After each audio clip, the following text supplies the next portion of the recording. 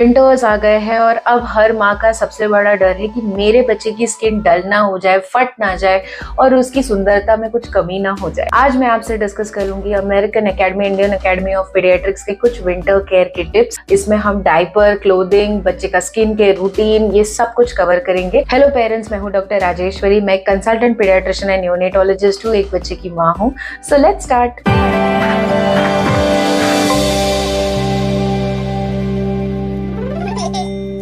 जब भी विंटर्स आते हैं, डायपर फ्री टाइम जो इतना स्ट्रेस किया जाता है, हम नहीं पहना पाते एंड क्लॉथ डायपर्स तो ऑलमोस्ट इम्पॉसिबल हो जाता है। विंटर्स में डायपर्स आर वेरी सेफ। आप उसको 24/7 भी यूज कर सकते हैं, बशर्ते इन चीजों का आप ख्याल रखें। क्वालिटी ऑफ डायपर आप अच्छी चूज करिए, स्पेशली ड्यूरिंग विंटर्स में सॉफ्ट क्वालिटी का डायपर सबसे बेस्ट होता है।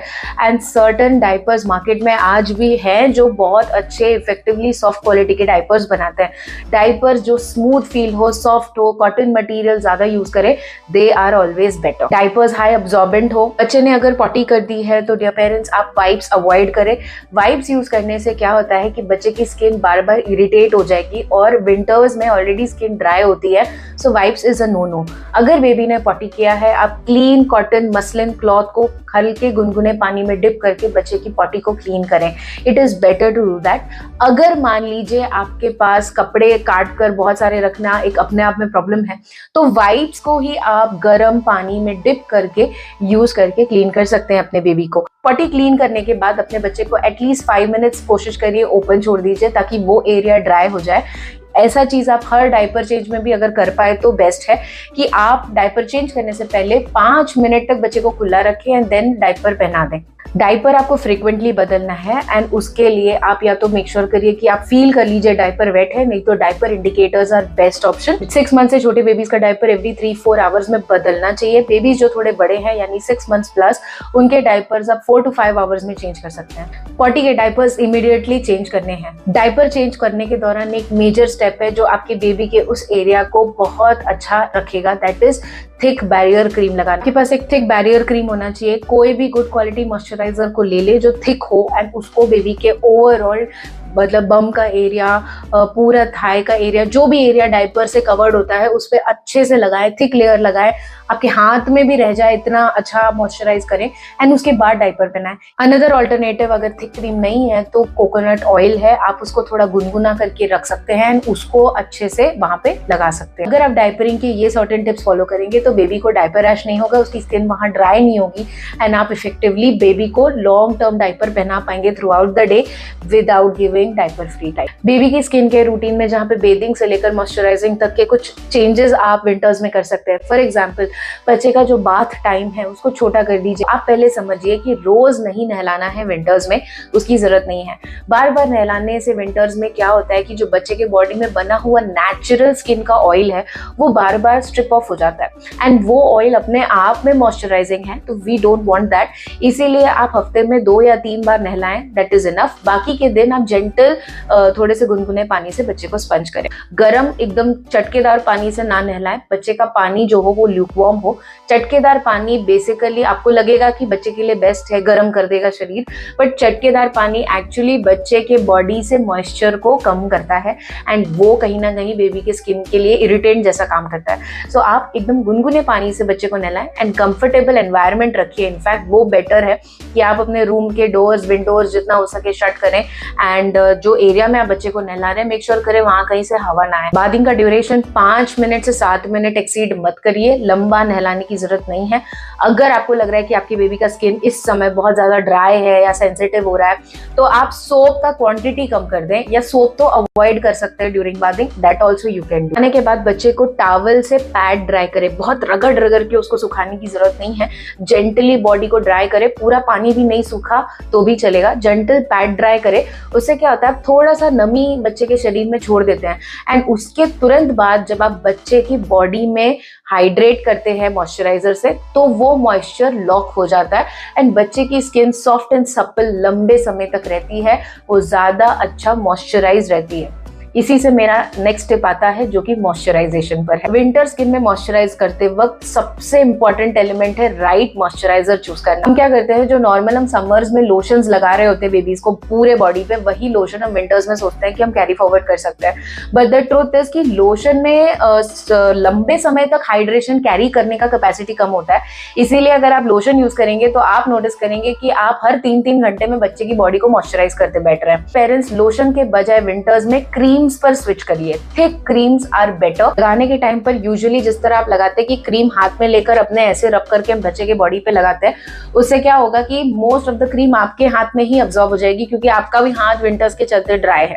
सो आपको क्या करना है कि थिक क्रीम लेना है, फेस पे टिप्स बनाना है बच्चे के, ऑल ओवर द बॉडी जहां लगाना है वहां पे टिप्स बनाना है, एंड उसको जेंटल मसाज करके बेबी के स्किन पे लगाना है। इससे बच्चे को ज्यादा बेनिफिट मॉइस्चराइजर का मिलता है। फेस से लेकर बॉडी तक आपको थिक क्रीम्स को रिसोर्ट करना है। डोंट वरी, कभी कभार कुछ पेरेंट्स को लग सकता है कि फेस पे थिक क्रीम लगाने से उसका चेहरा डार्क लग रहा है। विंटर्स में ऐसा लग सकता है पेरेंट्स, बट इससे बच्चे का स्किन डार्क नहीं होगा। इनफैक्ट आपने अच्छे से हाइड्रेट एंड मॉइस्चराइज करके रखा तो आपका बेबी का स्किन खिल उठेगा, डार्क नहीं होगा। कम मॉइस्चराइज करने के बाद अगर आप सडनली क्रीम लगाते हैं जब बहुत स्किन ड्राई होती है तो ऐसा इमीडिएटली पेरेंट को लग सकता है। पर लॉन्ग टर्म अगर देखा जाए तो मॉइस्चराइज स्किन बच्चे के लिए बेस्ट होती है और creams are best option than lotions in winters. Certain cream brands हैं जो बहुत अच्छे हैं, इफेक्टिव है, जिनमें आप ऑप्शंस चूज कर सकते हैं for babies. I personally also feel कि सर्टेन थिक क्रीम्स जो अडल्ट भी यूज करते हैं उसमें से 1-2 ब्रांड्स हैं जो आप अपने बेबीज को यूज कर सकते हैं, बशर्ते आपका baby more than 8 to 10 months हो और उसको कोई नोन एलर्जीज ना हो, तो आप इस सर्टेन ब्रांड्स को भी यूज कर सकते हैं। स्किन केयर की बात करते हैं तो हम मसाज को कैसे भूल सकते हैं। विंटर्स के टाइम पे मसाज करने की जब बात आती है तो पेरेंट्स के दिमाग में होता है कि कोकोनट ऑयल तो ठंडा होता है, बच्चे की स्किन को ठंडी लग जाएगी। सो ऐसा है पेरेंट्स कि कोकोनट ऑयल ठंडी नहीं करता। इनफैक्ट अगर आप इसको हल्का गुनगुना करके बेबी के बॉडी पे लगाते हैं, ये one of the best thing है। इनफैक्ट ये आपकी स्किन को हाइड्रेट रखेगा, उसमें थोड़ा एंटीबैक्टीरियल प्रॉपर्टीज भी होते हैं, इन्फेक्शन ग्रो होने नहीं देगा। तो विंटर्स में कोकोनट ऑयल विंटर्स में भी one of the best option है, उसको आप स्किप मत करिए। बहुत लोगों के दिमाग में एक चीज और होती है कि मस्टर्ड ऑयल ठंडियों में सबसे बेस्ट है क्योंकि वो गर्म रखता है। हाँ, वो इतना गर्म रखता है कि बच्चों को रैश आ जाता है। सो आपको मस्टर्ड ऑयल पे स्विच नहीं करना है। मस्टर्ड ऑयल बच्चों को दाना करता है, बॉडी में रैश क्रिएट करता है, स्पेशली जब क्रीजेस में रह जाता है तो उधर कॉन्टैक्ट डर्मेटाइटिस हो जाता है बेबीज को। तो आपको मस्टर्ड ऑयल मत रिसोर्ट करिए, और मस्टर्ड ऑयल से रगड़ने से जो है ना, it is proven, research based है, और इंडियन अकेडमी ऑफ पीडियाट्रिक्स का भी इस पे एक एविडेंस है जो कहता है कि जो मस्टर्ड ऑयल है वो बेबी का फर्स्ट स्किन का लेयर पूरा डैमेज करने की कैपेसिटी रखता है। सो आपको अभी भी कोकोनट ऑयल पे ही रहना है। आप कोकोनट ऑयल ही यूज करिए, गर्म करके यूज करिए, उससे बेबी की स्किन मॉइस्चराइज रहेगी, प्रोटेक्टेड रहेगी, and one of the best option है। मसाज करने के बाद तेल को पूरा दिन लगाकर रखने की जरूरत नहीं है। होता है कि कभी कभार हम बेबी को मसाज कर देते हैं, नहाने के बाद भी पूरा बॉडी में ऑयल लगा के छोड़ देते हैं, एंड फिर शाम को वापस हम तेल लगा देते हैं। सो जब बहुत ज्यादा तेल लगाते हो तो कहीं ना कहीं हाइजीन इश्यूज आ जाता है, बेबी की स्किन बहुत चिपचिपी हो जाती है, वो भी हमें नहीं चाहिए। नहाने के 1 घंटे पहले बेबी की बॉडी को गर्म तेल से मसाज कर दीजिए, एंड उसके हेड पे भी करिए, बॉडी में करिए, ऑल ओवर कर सकते हैं। एंड आफ्टर मसाज उसको 1 घंटा रहने दीजिए एंड देन बच्चे को नहला दीजिए। दिस वे आप मसाज के बेनिफिट भी पास ऑन करेंगे, स्किन में हाइड्रेशन भी बना रहेगा। ठंडी में बच्चे के होंठ फटते हैं, उसका क्या करें? तो ऐसा है कि बेस्ट ऑप्शन है पेट्रोलियम जेली। अगर आपके बच्चे का होंठ फट रहा है तो कोई भी अच्छे क्वालिटी का पेट्रोलियम जेली लिप्स पे लगाकर छोड़ दीजिए। अगर आपका बच्चा 6 महीने से छोटा है तो बेस्ट रेमेडी है आपका खुद का दूध। माँ का जो ब्रेस्ट मिल्क है वो बहुत मॉइस्चराइजिंग है, उसको थोड़ा सा एक्सप्रेस करिए और वही बच्चे के होंठ पर लगा दीजिए। उसमें हीलिंग प्रॉपर्टीज है, बेबी बहुत अच्छे से उसको एक्सेप्ट भी करेगा and it is good enough. 1 साल का बच्चा है, आप अभी भी ब्रेस्ट फीड करा रहे हैं, तभी भी आप ब्रेस्ट मिल्क अपने बच्चे के होंठ पे लगा सकते हैं। ठंडी में बहुत टाइम क्या होता है कि बच्चे ना लिप्स को लिक करते रहते हैं, चाटते रहते हैं बार बार, उससे क्या होता है कि लिप लिकर्स डर्मेटाइटिस हो जाता है। पर अगर आपको लगता है कि भाई वो बार बार लिक करते रहता है, पेट्रोलियम जेली भी वो खा जाएगा, तो आप पेट्रोलियम जेली एट नाइट लगाइए बच्चे के, जब वो लिक ना कर रहा हो उस फेज में, जब भी वो सो जाए उसके होंठ पे पेट्रोलियम जेली लगा दीजिए। एंड उसके जगने पर आप अच्छे थिक मलाई जो घर में दूध की निकली हुई होती है उसको एक बड़ा स्मूथ कंसिस्टेंसी का बनाकर पेस्ट जैसा अपने पास स्टोर कर लीजिए एंड उसको आप बच्चे के लिप पर लगा सकते हैं। ऑलवेज रिमेंबर, ये आपको फ्रिज में स्टोर करना है एंड जब भी लगाना हो उसको आप थोड़ा बाहर निकाल लें एंड वो रूम टेम्परेचर पे आ जाए तो बेबी को लगा दे। इसको लंबे समय तक मत स्टोर करिए। मलाई अगर फ्रेश आप लगा सके तो वो बेस्ट है, पर ऐसा ना हो सके तो ये जो स्टोर्ड मलाई है इसको आप 3 डेज तक फ्रिज में रखकर यूज कर सकते हैं। अब जिन बेबीज की स्किन में बहुत इचिंग होती है, जो बहुत सेंसिटिव है, उनको ठंडियों में एक्जिमा, रैश, एलर्जिक रैश और पूरे चट्टे आने लगते हैं, ये सब बहुत ज्यादा होता है। सो उन बेबीज में बेस्ट ऑप्शन है कि आप जो क्रीम्स यूज कर रहे हैं उसमें कैमोमाइल हो।